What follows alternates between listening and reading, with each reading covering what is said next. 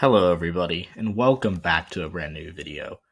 In today's video, we'll be taking a look at the 2022 United States gubernatorial elections, and I'll be sharing my current predictions for these elections. I think a lot of movement has happened since I did my last prediction, and I'm going to update you guys on where I stand now, because a lot of things are going to change, and we're going to get right into that right now. So, before we get into that, let's talk about the generic ballot. Let's see what our, kind of barometer and, benchmark for this midterm is. So, remember, the generic ballot is very important because it essentially tells you where the country as a whole is, where the national environment is. And so, for example, a state like Pennsylvania, or you know what, actually, let's do Wisconsin, because I think Wisconsin is the best example of a state like that. A state like Wisconsin was won by Joe Biden by, about 0.8% in 2020. And Biden won Wisconsin by 0.8, while winning nationwide by 4.4%, meaning that Wisconsin was about 3.6% more Republican than the country as a whole. Again, if that's complicated, I get it, but just imagine it like basic subtraction. 4.4 minus 0.8, 3.6. So Wisconsin was about 3.6% to the right of the nation as a whole, or 3.6% more Republican than the nation as a whole. So in an environment that's R plus, that would be only D plus 3.5, Wisconsin would hypothetically be, a 0.1% Republican victory if you apply that shift. Now, the relative partisanship of a state doesn't always stay the same in every election. As we know, again, things are going to change. Things trend in one direction. National environment doesn't always impact every state the same way. For example, a state like Nevada is much less volatile and swingy than a state like Pennsylvania or Ohio. So, again, there are a lot of different factors at play here, but I just thought I'd talk about the national environment briefly at the beginning just to set our benchmark. So, as of right now, the Democratic Party, for the first time since November of last year, holds a lead in the national environment on 538's polling average. They're currently up by 0.3%. And it's, they're expanding. They've been trending in the right direction for the past couple of weeks, and this lead's probably going to keep growing. But ultimately, in November, I still think the Republicans are going to win the national environment by about 1-2%. So it'll be a bit of a, narrow red year, but I don't think it'll be a massive R plus 7, R plus 8 red wave type year. Because remember, 2010 was an R plus, I think, 9 year, and 2014 was an R plus 7 or 8 years. So, again, I don't think we're really going to see that this year, right? But I think, the Republicans are, I would expect them to win the generic ballot by maybe a point and a half, maybe 2%, but anything more than 4 or 5 to me is really unrealistic at this point. And on the flip side, the Democrats have a chance of winning the generic ballot. Maybe I could see them winning it by a point or two as well, but it's going to be, I think, a little more Republican leaning. So, generic ballot done. Let's get into our map here. So we're going to be filling out the safe states first. So California, Gavin Newsom's going to be safe there. Again, very blue state. Hawaii, it's an open seat, but the Democrats are going to win there no matter what. Maryland could have been interesting had the Republican Party, we'll pull up Maryland right here. Maryland could have been interesting had the Republican Party not run Dan Cox, because Dan Cox is someone who is very, very extreme. He believes the election was stolen. He was endorsed by Donald Trump, and that may work in some states, but in a state like Maryland that voted for Joe Biden, over 30%, it's not great. Now, had the Republicans nominated Kelly Schulz, who, again, was the Maryland Secretary of Commerce, she was endorsed by Larry Hogan, much of the local Republican Party, she could have made this race a little more interesting. But Dan Cox, not a good fit for Maryland's going to lose that race. Massachusetts, this is going to be another Democratic pickup. Charlie Baker's a Republican incumbent, very well liked. He would win re-election if he ran, absolutely, but he's not running for re-election, and so that is a Democratic pickup there. And, that's it. Again, we're doing these by margin, not by probability. There's some states that I left off where the Democrats are going to win, but it'll just be by under 15%. Now, and I forgot New York. Whoops, New York. No, I'm not one of the people that thinks New York is competitive. New York is safe Democratic. Now, for our safe Republican states, this is a bit more of these. We got Idaho, Wyoming, South Dakota, even though South Dakota in 2018 was fairly close, as you can see here in these governor's races in 2018. Kristi Noem only won in 2018. A lot of people don't know this, but she only won by about 4%. So, again, it was fairly close to 2018, but this, that was a lot of other factors went into that. And without Billy Sutton running for the Democrats, it's going to be a 20-30 point Republican win. Nebraska, that's an easy one. Oklahoma, Arkansas, Tennessee, Alabama. I'm not going to touch South Carolina just yet. And then Iowa's going to be narrowly, I think, on that. I think Iowa I could see being a little under a 15-point margin. But it's going to be around 15. I guess I'll just be generous and give Iowa to the Republicans by more than 15%. But again, Kim Reynolds is going to win re-election no matter what, as is Mike DeWine, although again it's close, but I'll put it as safe Republican. Finally, we got Vermont and New Hampshire, which I know are typically states you wouldn't expect to see in the safe Republican column. But again, you have to remember that these states have Republican governors who are very, very popular. If you take a look at the state of Vermont, for example, which again has Phil Scott as their governor, he is going to likely defeat Brenda Siegel by a very good amount. And, this is reflected. He's a popular governor. He has very high approval ratings. And, this is ranked as a solid Republican race by almost everyone. New Hampshire, too, Chris Sununu is a very popular Republican incumbent governor. We don't know who's going to run against him. There's been talk about the Democrats maybe challenging him this time, as you can see here. When you take a look at their candidates, Tom Shorman is their candidate. De facto, it seems, because he's the only one running. He, again, is a state senator, but I think he's going to lose no matter what. I don't really see a path for Tom Sherman to beat someone as popular as Chris Sununu. So, yeah, that's our safe states. The Republicans are already up to 20, so they have a clear advantage walking into the competitive races. But yeah, let's get right into it. So, likely Democratic. Let's start there. The first day we're going to do is Colorado. Colorado should not be that competitive. The Senate race is going to be a little more a little closer than this governor's race. But again, Jared Polis is the Democratic incumbent. He's a good incumbent, and he's someone who I really do think is going to do very well. He's going to outrun Michael Bennett. He's a unique Democrat. I think he has a lot of appeal to some Republican voters. And ultimately, when you take a look at this race, there isn't too much room for Republicans to grow, and especially in a very pro-choice, very progressive state like Colorado. Colorado's not a swing state like it was in the past. It just isn't. So Colorado, I do think, is going to vote for Jared Polis by double digits, just not quite 15%. Next up is Illinois. Illinois is another one. The Democrats are going to win it no matter what, but the only issue here is that I don't think J.B. Pritzker is going to win by more than 15%. Again, some of the polls have actually had it decently close. I don't really believe them. I think the polls in Illinois are fairly off here, but if you look at the polls, they are showing fairly close races here. Again, this one, Pritzker plus 33, I don't know where they got that from, but when you look at his matchups with Darren Bailey, the most recent polls, he's been up by 7 in this Republican poll, and then this poll, which is, I believe, independent, had him up by 10. So I think he'll win by a little more than 10, probably 13 or 14%, but it's going to fall under that 15% margin of victory category for sure. Next up is Michigan. In Michigan, you might be surprised to see the same category as Illinois. And I know it looks kind of weird on a map to see Michigan and Illinois the same shade of blue. But again, I think I can just put Illinois safe just to kind of make that distinction. But again, Princeton could win by 14 or 15, doesn't really matter. But for Michigan, I'm moving from lean to likely because when you look at the polling data we've seen, Gretchen Whitmer is not even within the margin of error. First of all, in every poll we've seen, she has a very high approval rating, even when Joe Biden's not popular. This is phenomenal we're seeing where Joe Biden's not popular, but Gretchen Whitmer is, or other Democrats statewide are doing well, but Joe Biden isn't. Whitmer has a 55% approval rating in the latest poll. That's fantastic for her. And you look at these, who she's running against. Tudor Dixon, she's up by 10 in this poll. She was up by 37 in this poll, and she was up by 19 in this poll. So again, I don't believe any of those polls really. But if anything close, right, Whitmer would win big. And ultimately, Michigan has an abortion referendum on the ballot. They have competitive House races that seem to be tilting Democratic right now. Tudor Dixon apparently has a lot of baggage. She's not that good of a candidate. She's made really controversial statements about abortion and stated that's very pro-choice. Michigan, I think, is going to reelect Gretchen Whitmer by about 5 to 6%. And I think she can actually outrun Joe Biden in a lot of the, she has appealed to both suburban voters who are going to be a little upset about Dixon's stance on abortion. And I also see her doing very well with the working class. And I really do think that she has the ability to get back some of those Trump voters to her side. Now, finally, for our likely Democratic states, there are 3 states in the Northeast we're going to do here, which are Connecticut, Rhode Island, and Maine, which I believe I had as lean in the previous prediction. I'm moving it up to likely, although, again, it is a bit of a gamble here. So Connecticut is a state where the Democratic Party has a fairly popular incumbent governor. And I know that in 2018 it was decently close and it shouldn't really have been that close considering the national environment. But again, that was different circumstances. Bob Stefanowski is a good candidate. He's running again, so he'll certainly have some level of appeal to voters. But Ned Lamont in 2018 was not as popular as he is now. His approval ratings are much higher now. And also, Connecticut as a state is a little more polarized. It still has some tendencies to be more Republican down ballot, but it being a lot more polarized is going to help the Democratic Party. I do think Ned Lamont's going to win by, 9-10%. It shouldn't be too close. In Rhode Island, Dan McKee, again, likely be renominated by the Democrats to be their candidate for governor, and I think he'll win by 13-14, but, it's not the 15% threshold.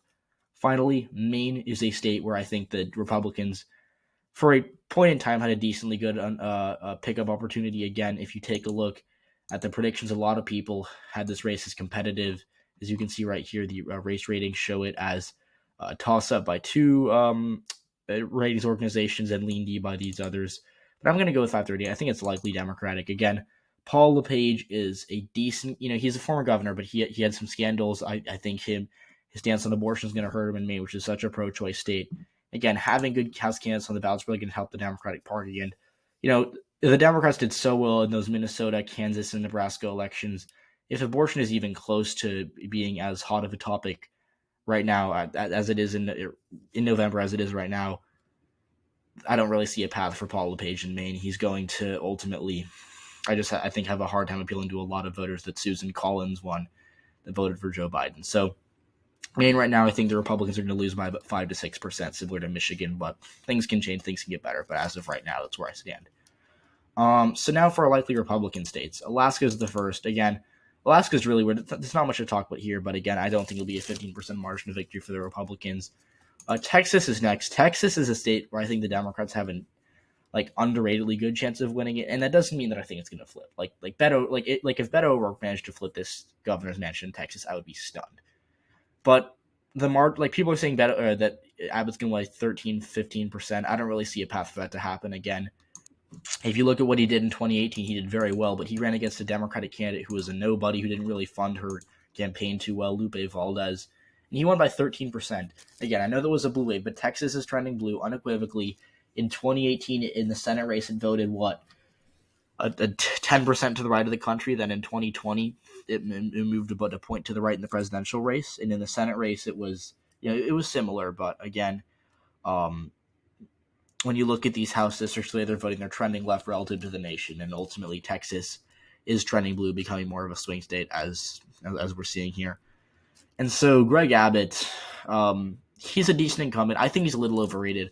I don't really the Texas abortion restrictions are really going to hurt him in the suburbs, which is why Beto isn't going to lose by 10. I think he'll lose by something closer to 7%. But again, still a race the Republicans are going to win. Next up is Kansas. Kansas is a state where the Republican Party is going to pick up this governor's office. And I know a lot of people think Laura Kelly is going to win now because of that abortion referendum. But remember, a lot of the people who voted in the abortion referendum voted Republican in the primary are going to vote for Derek Schmidt for governor. Derek Schmidt obviously being the Attorney General of Kansas. He's going to likely defeat Laura Kelly here. Because again, Laura Kelly is a decently popular governor. But think about it. Why would Republican voters in a Republican state vote to re-elect a Democratic governor when her opponent isn't a crazy person like last time? Chris Kobach was really disliked by a lot of voters. He was really someone who didn't have appealed to most moderates in the Republican Party, and they backed Laura Kelly, and she narrowly won. And that was in a blue wave. That was in a year that was a lot less polarized than we are now. With polarization setting in, with 2022 likely not going to be a blue wave, and with Laura Kelly being an incumbent governor who is popular, but I don't think has enough appeal as a moderate to Republicans for her to hang on. I see this race as a pickup for the Republicans by probably 7% or something like that. So the abortion referendum gave her a little bit of hope, but I still see this race as being a Republican pickup. And ultimately, Kansas is going to Kansas. I know that there are a lot of pro-choicers in Kansas, but a lot of them are still going to vote Republican anyways. Florida's up next. Florida is a state where I think the Republicans are going to do fairly well. Again, in 2018, despite the fact that we were in a D plus 8.6 national environment, Florida nearly elected Ron DeSantis over Andrew Gillum by 0.4%. And if Florida does indeed vote 9% to the right of the country, again, DeSantis will win by double digits or something. Maybe not double digits, but he'd win by at least 7 or 8%. And I don't think Florida's going to vote 10% to the right of the country. Again, I think it'll be a little closer, but again, DeSantis will still win by 8%. I see him continuing on Trump's gains in Miami-Dade, continuing with Trump's improvements with rural voters in the Panhandle, and I think DeSantis will do a little worse than people expect in Tampa Bay, in Jacksonville, and in Orlando, in those bigger cities that have a lot of suburbs, in those suburbs specifically. But ultimately, Roe being overturned helps Democrats there a little bit, but I don't see it being enough to even make this race that close. Democrats need a miracle to beat Ron DeSantis as it stands right now. Then to top it off here, we've got South Carolina. South Carolina is a state where the Republicans are going to win no matter what. They have they're absolutely going to win it, but I don't see it being a 15% victory. It's kind of like the reverse of, Rhode Island or Colorado, where it's going to go one way for sure. But it's just not quite the margin. Joe Cunningham is a decent candidate for the Democrats. He was representative from that swingy first district, and he lost in 2020, so he's not amazing, but I think he has some level of appeal to suburban voters who might not be too happy with the GOP right now due to Dobbs' decision. So I think South Carolina is going to vote for Henry McMaster, reelect him by about 12-13%. So yeah, these are the competitive states here, really. These are the states that are going to be close. So yeah, now the first state we're going to do here for the Democrats is the state of Oregon. Oregon is very interesting because we have three candidates. We have a Republican, who is Christine Drazan. We have a Democrat, Tina Kotek, and we have an independent, Betsy Johnson, who is a former Democrat, so I think she'll take away a couple more votes from the Democrats than she does a Republican, but she's not really a spoiler because she's an independent who's going to take away votes from both parties at the end of the day. So Oregon right now, if I can find it here we go. Oregon, we've only got 3 polls, but they've shown really mixed results. So in this Republican internal, Drazan was beating Tina Kotek by about a point with Johnson in a third place, but again, fairly respectable showing. In this Betsy Johnson internal, again, her being the independent, they did her the three-way matchup with her narrowly trailing Tina Kotek. And then in this Nelson Research poll, it showed the Republicans up by 2% here over Tina Kotek, and then Betsy Johnson being a distant third. So all those polls make no sense. They're kind of goofy. They're all kind of all over the place, but I'll stick with my gut. I think Oregon's going to go to the GOP by about 3-4%. Betsy Johnson's going to take away the votes, and whoever wins is almost certainly going to finish below 50%. But ultimately, Oregon's a blue state. This abortion being a big issue is really going to help Democrats in the suburbs. And yeah, I still think Tina Kotek is the favorite as of right now. But again, there could be enough ticket splitting or vote splitting to elect Christine Drazan.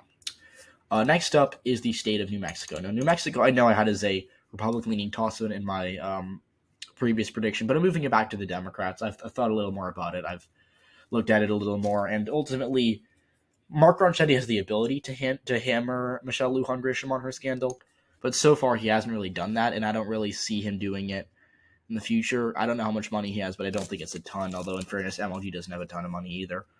But ultimately, I don't know how many voters are going to know enough about MLG's scandal. Again, I'm not going to mention it here because I don't know if I'm allowed to, but you can Google Michelle Lujan Grisham scandal, it'll come up. But yeah, again, I don't know how many voters are going to know about it on election day. I think some are, but I don't know how much. That's not a gamble I'm willing to make as of right now. Again, things could change. This race is going to be very volatile. Maybe I'll move it to lean Republican by election day. Who knows? But ultimately, it's New Mexico. It is a state where the Republican Party is, the Republican Party hasn't been great in New Mexico since 2014, and while things could change, just as of right now, I see this as a Democratic-leaning state, although, just out of an abundance of caution, move it to tilt, because there are a lot of good arguments you can make for Mark Ronchetti winning. Next up for a lean Democratic state, that's Minnesota. Minnesota is a state where the Democrats, obviously in that special election, did very well. This was a seat that Trump won by 11%, and on Tuesday, I'll pull it up right now, the Democratic Party came within 4% of flipping this seat. Again, this is a Trump plus 11 seat. It was a seat the Democrats didn't really contest too much. And, this is a really good result for the Democrats, because if they're getting within 4% a seat as Republican as this, they're winning other Democratic-leaning or toss-up-leaning seats. So, Minnesota governor, I'm pretty confident in Tim Walz. And when you look at the primary turnout in this race, Democrats have voted Republicans, I think, 60-40 or something like that. And again, I know that primary turnout isn't a great indicator. I usually talk about how I don't really like it, but when you have no really competitive primaries and you're still outvoting your opponents, that's not really good for your opponents. And Minnesota state that has gone blue and red waves before. Look at 2014, look at 2010. And, as of right now, I think Tim Walz is going to win by 4 or 5%.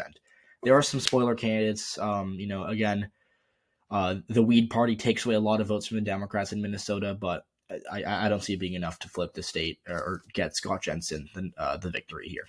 Now, finally, Pennsylvania. I'm getting increasingly confident on the Democrats in this state. And I say that because the polls just been god-awful for the Republicans here. I know the polls in Pennsylvania aren't always great, but, first of all, I think it's a bit of a misconception because in 2020, the polls in Pennsylvania showed Joe Biden on RCP. I don't know about 538, but on RCP, they had Joe Biden winning it by 1.2%. He won it by exactly 1.2%. So RCP is very good with averaging out the polls. And as of right now, You almost never win when you're down by 8%. Like if you're down by 2%, you're within the margin of error. But if you're down by 8%, you almost never win. And as of right now, Josh Shapiro is up by over 8%. Doug Mastriano hasn't really had the ability to define himself yet because he has literally no money. The national Republicans aren't funding his campaign. He has no money to purchase TV ads or anything like that. And Josh Shapiro has a ton of money. I think he has like 30 something million dollars or something like that. And he's been defining Mastriano before Mastriano could even get a word in on these TV. He's just dominating the airwaves right now, and Pennsylvania just seems to be very good for the Democrats. Josh Shapiro, I do think, is a favorite to win over Doug Mastriano as it stands today, and I think he's going to win by 4%.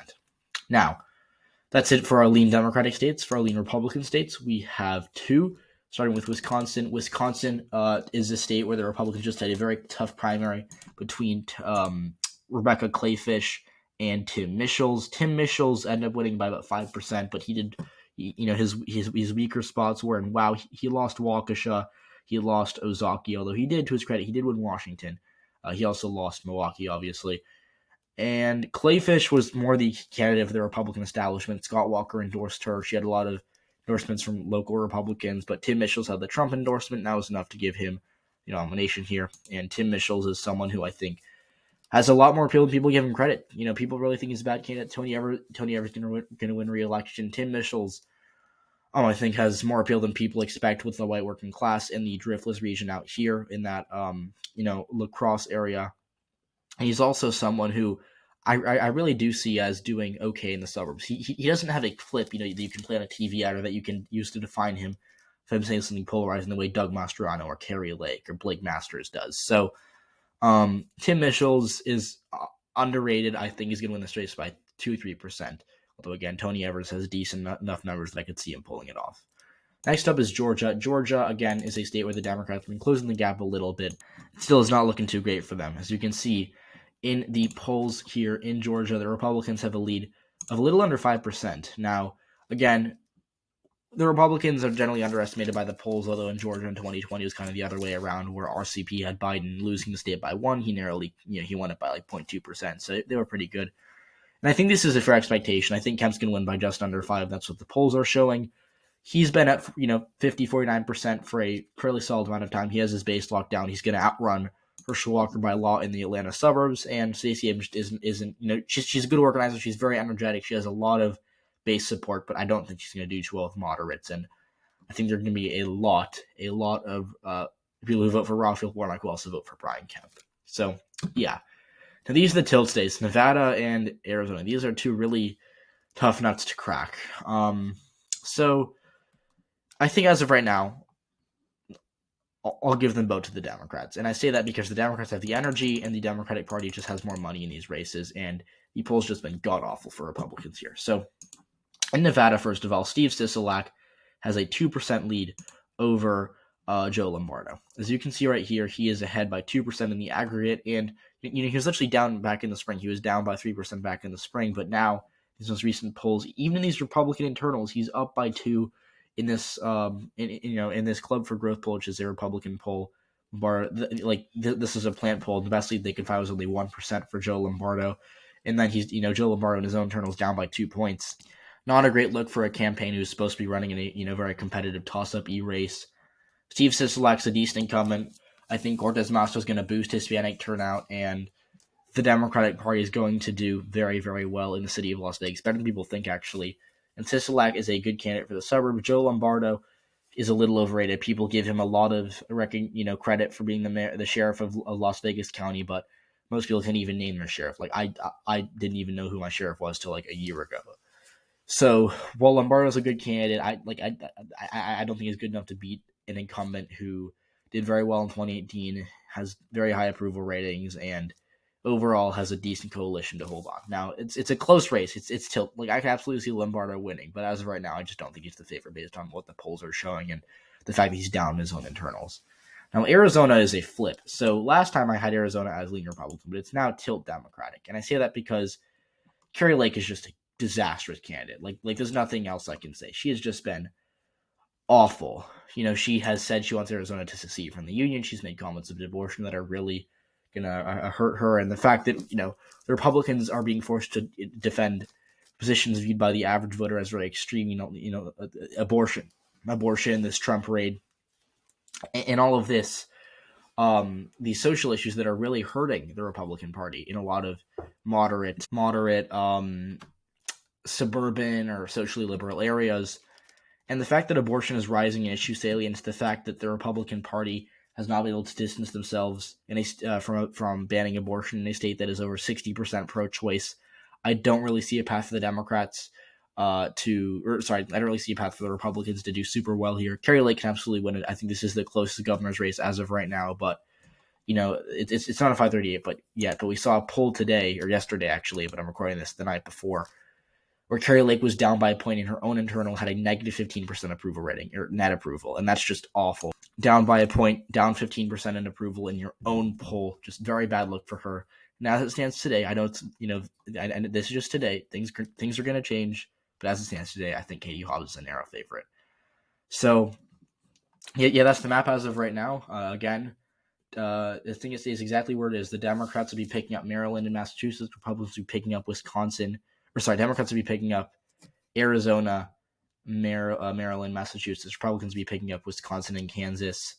That's a net gain of actually one for the Democrats, which is weird because it's, supposedly a good year for Republicans. But so Democrats nearly holding on to these toss-up races here. I think these are going to be very, very close here. And I could see Wisconsin. I could move that to toss-up. I could move New Mexico back to lean Democratic. I could put Oregon in toss-up. I could see, Georgia maybe being in toss-up or likely Republican, or Minnesota being likely Democrat, or Pennsylvania being likely Democrat. But this is where my ratings are as of today. This is the most generous. This is the most generous I've been to Democrats in over a year. So I know a lot of people are going to think, well, wait a minute, you had the Democrats down for a while. I did, but things change. And as of right now, the Democrats seem to have a lot of momentum. So that's it for right now. Thank you for watching the video. Please like this video. Please subscribe to the channel if you haven't already. Please comment down your thoughts. Comment down what you think. Again, I'm always ready to engage in good faith arguments. If you disagree genuinely and you explain why, I'm always going to come back and tell you why I think what I think. So, thanks for watching. I'll see you all next one. Bye, guys.